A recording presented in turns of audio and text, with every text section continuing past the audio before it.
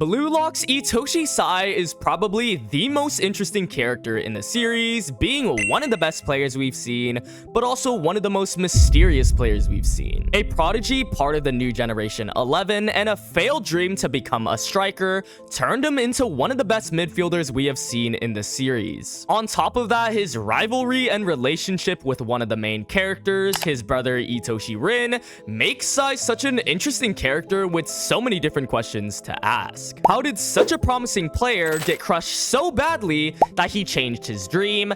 Why did he shut out his brother? Will he ever return to Japan? What actually happened to Itoshi Sae? Despite all these questions, we have yet to explore anything about Itoshi Sae's character, and with the U20 World Cup right around the corner, this is the perfect time to uncover everything that happened to Itoshi Sae and his character for the future of BLUELOCK. It's first mandatory that we cover Sae's introduction as well as backstory to BLUELOCK, being shown way earlier in the first episodes and chapter of the series, you know, pre-glow up Sae, but you just knew he was gonna be important as he was built early on to hate Japan and be the best player to come out of the country, with titles like the new Gen 11 and playing for one of the best clubs, Real. We don't get any more information on him until it's revealed that he is the brother of Itoshi Rin, the current #1 in BLUELOCK, who has a strong rivalry, at this point hatred for his brother, wanting to become the best just to beat him. Which brings up the first question about Itoshi Sae's character: why does Rin hate him so much? And we actually do get the answer to this during the BLUELOCK versus U20 Japan match,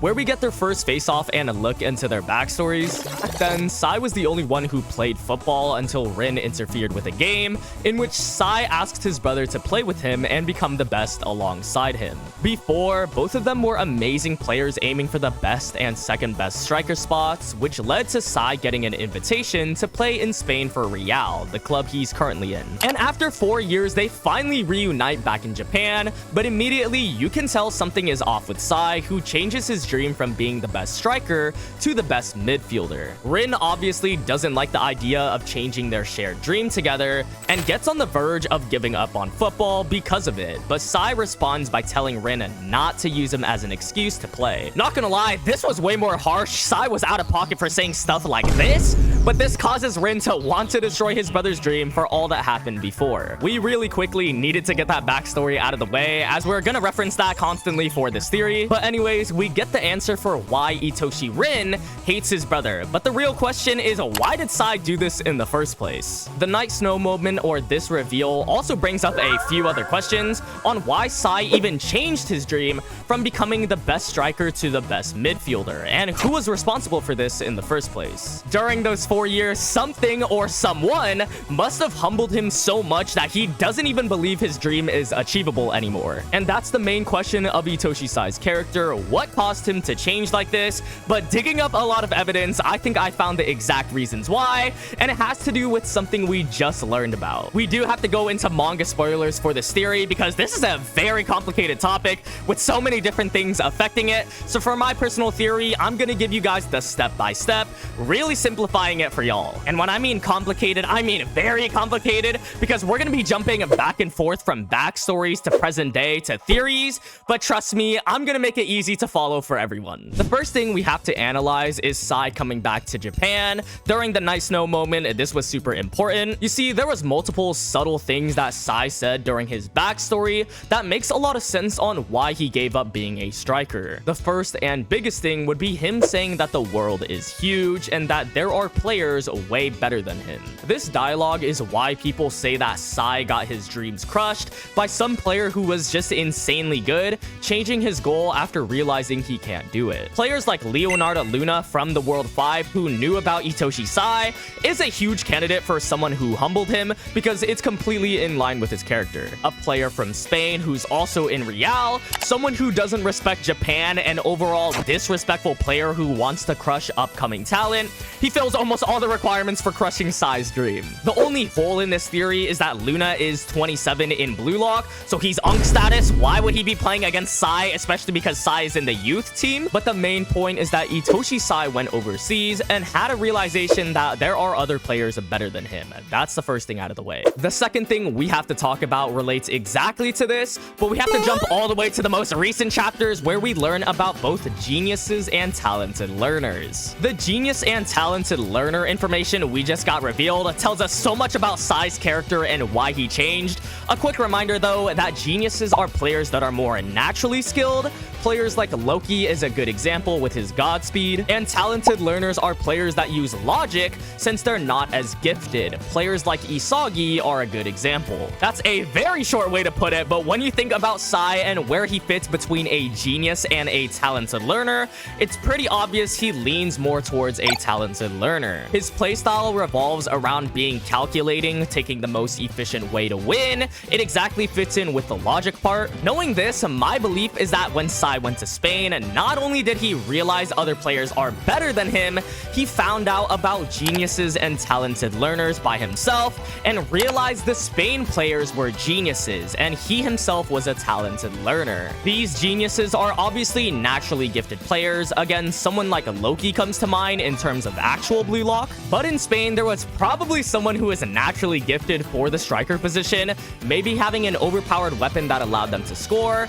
This gap made Sae realize that other players are just better than him genetically. But if you see where I'm going with this is the exact same realization that Isagi had looking at both Loki and Destroyer Mode Rin. Loki had God Speed, in which case he'll just teleport behind you, and Destroyer Mode Rin was just taking out everyone by himself. So Isagi and Sae both had the realization of these players who are naturally gifted are just unfair. Even Kaiser, who is a talented learner, had the same thought. However, the difference is that Isagi had blue lock while Sae didn't have blue lock. Again, even Kaiser didn't make that realization. He just thought that Loki was unfair. Only Isagi made a realization that talented learners can fight against geniuses in their own way. This is his awakened state with the Super Saiyan White mode, which stopped Rin in Destroyer mode. Since Sae was all alone, he couldn't make that same realization that Isagi had, in which case he didn't believe that talented learners can fight against geniuses. So the second thing in the timeline is that Sae thinks geniuses are better than talented learners, at least in the striker position. Why I say at least in the striker position is that when you look further at the definitions of talented learners and geniuses, talented learners are the ones who awaken geniuses. And when you think about Sae, who chose a very specific position where talented learners can help awaken geniuses, it's a lot more clear why he made his decision. This point is also confirmed by Ego himself, and it makes sense for the third point about Sae's character, which is Sae always aims to be the best or for the #1 spot. Now, if we think about Sae's character, this has always been the case for him no matter what. When he confronts Sendo in the U20, this is confirmed with him saying his single best interest is to become the best in the world. And even with Sae and Rin's shared dream, Sae was the #1 striker and Rin was the #2 striker. So Sae's whole character is that he is aiming to be the best.